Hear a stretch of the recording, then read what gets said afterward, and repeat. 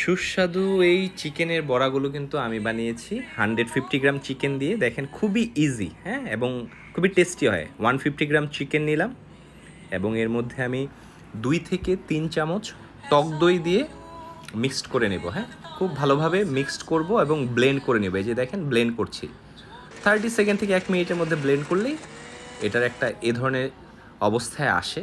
তারপরে এর মধ্যে আপনি প্রয়োজনীয় মশলা মিক্সড করবেন। দেখেন আমি লবণ নিয়েছি, হলুদ, মরিচ, ধনিয়া, জিরা গুঁড়ো, তারপরে গোলমরিচ গুঁড়ো, হ্যাঁ, পেঁয়াজ এবং কাঁচামরিচ, এগুলো পরে এখন আমি মিক্সড করবো আর কি। হ্যাঁ, খুব ভালোভাবে মিক্সড করে এরকম গোল গোল বল বা একটু কাটলেট স্টাইলের করে নেব।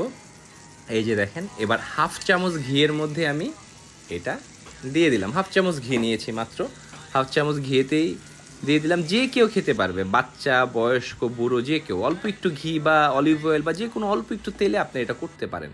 এই যে দেখেন